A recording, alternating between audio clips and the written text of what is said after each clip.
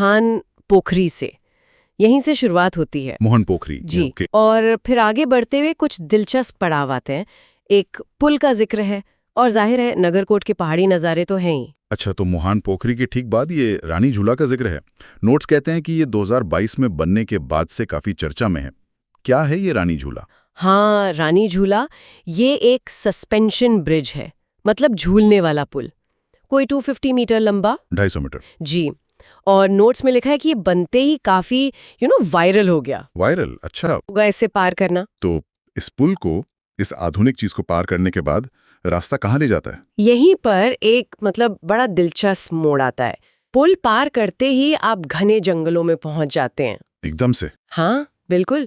Notes के हिसाब से चारों तरफ पेड़ ही पेड़ और बस पक्षियों की चहचहाहट सुनाई देती है, शहर के शोर से एकदम दूर, बिल्कुल शांत। अरे वाह!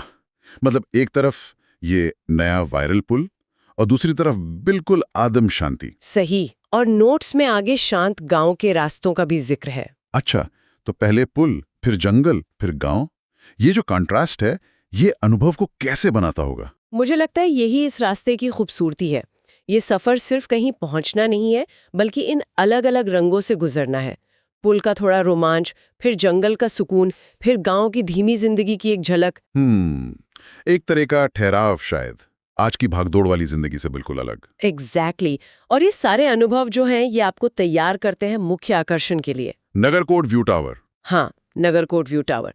नोट्स बताते हैं कि ये इस यात्रा का जैसे क्लाइमैक्स है। और यहाँ के नज़ारों के बारे में क्या खास है? यहाँ से 360 डिग्री पैनोरामिक व्यू मिलता है। मतलब जहां तक नजर दौड़ाएं आपको हिमालय की चोटियां ही दिखेंगी। विहंगम दृश्य जिसे कहते हैं। वाह, 360 डिग्री। क्या कुछ खास चोटियों का नाम भी बताया गया है नोट्स में? हाँ, बताया है।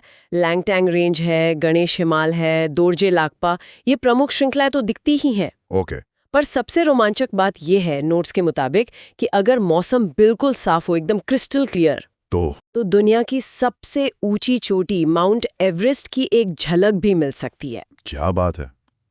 एवरेस्ट यहाँ से? ये तो मतलब सोने पे सुहागा हो गया। बिल्कुल। सोचिए, एक ही जगह खड़े होकर इतनी सारी महान चोटियों को देखना और साथ में एवरेस्ट की एक झलक, ये तो यादगार ही होगा। यकीनन। ये नज़ारा तो शायद प्रकृति की विशालता का असली एहसास कराता होगा। हाँ, उस व्यू टावर पर खड़े होकर उन पहाड़ों को देखना शायद यात्रा की सारी थकान, सारे मोड़ सब सार्थक लगने लगते होंगे। सही कहा। तो इस शानदार अनुभव के बाद वापसी का रास्ता? नोट्स में कुछ बताया है? यात्रा खत्म कहाँ होती है?